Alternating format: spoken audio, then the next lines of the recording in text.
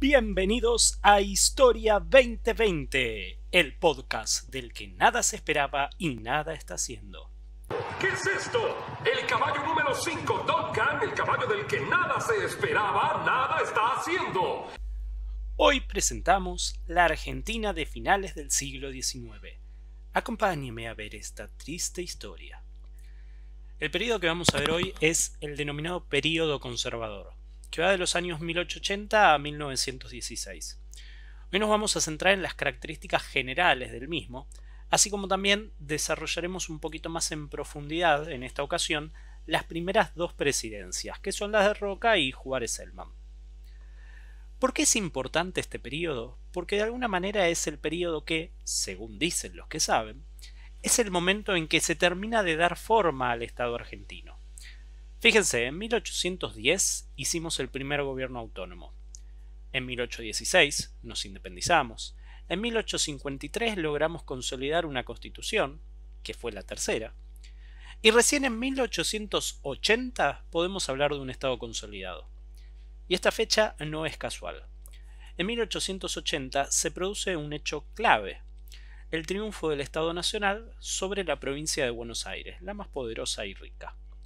Triunfo literal, Estalla una guerra civil entre el Estado Nacional, presidido por Avellaneda, y la provincia de Buenos Aires, gobernada por Tejedor, candidato a su vez a presidente. Por el lado nacional, quien va a liderar las tropas será Julio Argentino Roca, mientras que por Buenos Aires un viejo conocido, Bartolomé Mitre, el padre del tatarabuelo de Esmeralda. La genética a veces es un peligro. ¿Qué sería?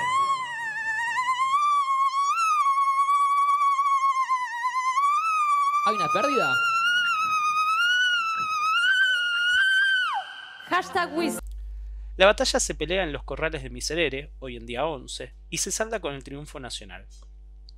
Mientras se preparaban para el conflicto, el presidente Avellaneda había mudado temporalmente la capital al pueblo de Belgrano, lo que hoy en día es el barrio de Belgrano. Fíjense, la ciudad era mucho más chica en ese entonces y Belgrano era un pueblo alejado. Tras el triunfo nacional, se sanciona la ley de capitalización de Buenos Aires, por la cual la ciudad pasa a manos del Estado Nacional. La provincia, entonces, tendrá que construir una capital nueva para ser sede del gobierno provincial, que va a ser la Ciudad de La Plata, ciudad que en ese momento supo estar a la vanguardia mundial. De hecho, su diseño, planificado desde cero, se hizo en torno a las famosas diagonales para favorecer la circulación. Ese mismo año, Roca asume la presidencia. Who is this guy?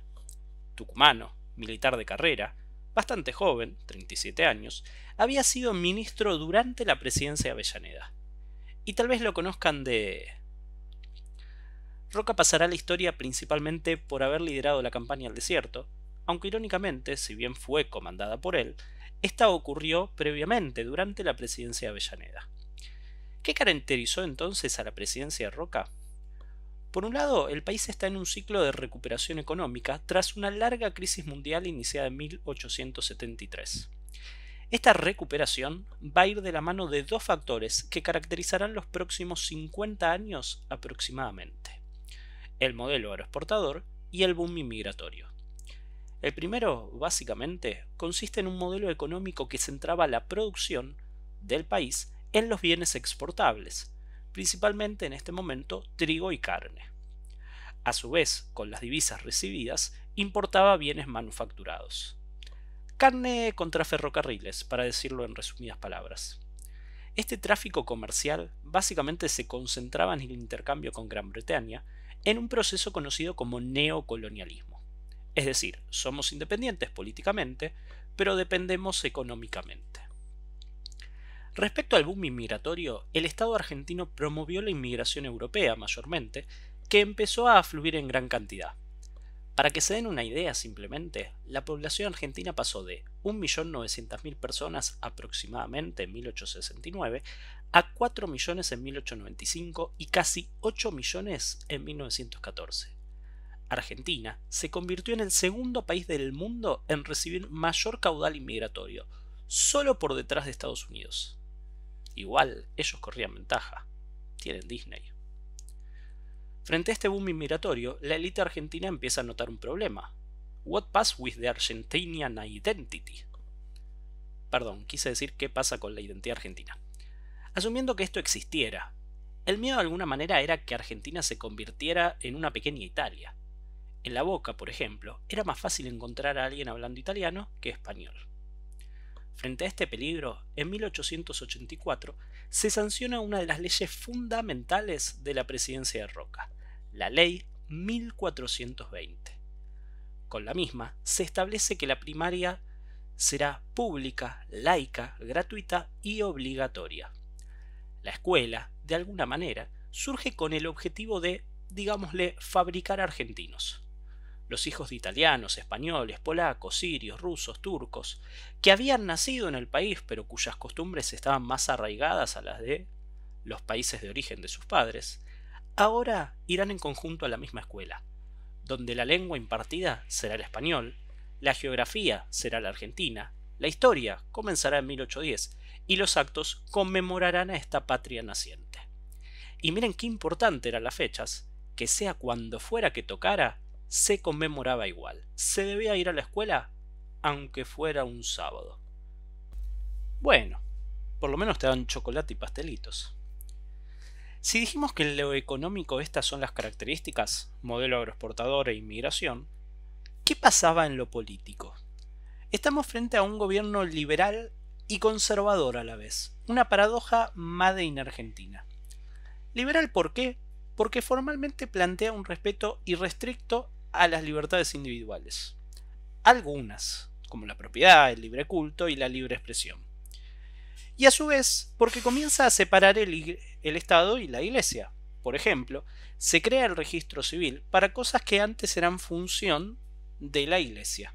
Control de nacimientos, matrimonios, defunción. Pero también es conservador, ya que permite una limitada participación política, concentrada en un grupo reducido de la élite perteneciente al Partido Autonomista Nacional, conocido popularmente como PAN. A su vez, recurre sistemáticamente al fraude. Fíjense, hasta los diarios anunciaban públicamente y sin tapujos el valor al cual se compraban los votos según la hora del día. En 1883 estalla una nueva crisis económica mundial. El capitalismo del siglo XIX es bastante inestable, y Roca decide interrumpir momentáneamente la conversión del peso al oro. ¿Qué significa esto? En esos años existía un sistema llamado patrón oro. Todas las monedas importantes del mundo tenían un respaldo en las reservas de oro de cada país. Entonces, un billete de 10 pesos oro equivalía a una cantidad fija de oro, era casi lo mismo que tener el metal. Y esto a su vez limitaba la posibilidad de emitir libremente papel moneda para que se devaluara. En 1883 esto se elimina para hacer frente a la crisis, en principio en forma temporal. Pero en Argentina, toda medida transitoria se estira cual novela turca de Telefe. En 1886 estamos llegando al final de la presidencia del señor Rock, y el problema es que no hay posibilidades de reelección, con lo cual Julio tiene que proponer un candidato nuevo. Y se mata pensando. Propone a su cuñado, Juárez Celman, senador por Córdoba. La idea de Roca es, si queda en familia, es más fácil que conserve una cuota de poder importante. Wrong. Una vez asume Miguel, este rápidamente quiere desentenderse del cuña. De hecho, la gestión de Juárez Celman es radicalmente distinta a la de Roca en lo político. Se establece un régimen conocido como unicato, ya que básicamente el poder se concentra en torno a la figura del presidente, Juárez Celman, apartando a todo lo que sonara un poquito a Roca. Incluso, el vicepresidente Pellegrini queda bastante relegado, ya que respondía al cuñado del presidente. A nivel económico, las pautas del modelo agroexportador igualmente se van a mantener en la presidencia de Juárez Celman. Pero también se va a producir una ola especulativa, ya que la convertibilidad del peso al oro no se restablece, y esto hace que el Estado argentino empiece a emitir dinero sin contravalor, generando un boom de inversiones externas. La economía crece a tasas impresionantes. Todo parece ir viento en popa. hasta que estalló una nueva crisis mundial. Y las inversiones especulativas, la mayoría, dejan de llegar. Al contrario, se empiezan a ir y a presionar sobre el peso. El peso se devalúa, generando un estallido económico. En 1890, la crisis económica engendra a su vez una crisis política. Los sectores de la élite que están siendo relegados del juego intentan una revolución. La llamada Revolución del Parque, momento simbólico de nacimiento de lo que va a ser la UCR, Unión Cívica Radical, partido que existe hasta el día de hoy. Juárez Elman está acorralado y debe pedir ayuda a Roca para sofocar la revolución. Pero Roca, a esta altura, le devuelve las gentilezas de los últimos años. La ayuda pedida se demora, hasta que la situación se hace insostenible. Miguelito se ve forzado a renunciar, asumiendo en su lugar Carlos Pellegrini, muy cercano a Roca. El estallido, ahora sí, es sofocado muy rápidamente. Pellegrini será el encargado de terminar los 2 años restantes de mandato, que estarán abocados principalmente a restaurar el patrón oro y recuperar la economía. ¿Habrá tenido éxito? ¿Realmente Argentina fue el país más rico del mundo en 1895? Véalo en el próximo capítulo de Historias del Corazón. Perdón, Historia 2020, mala mía.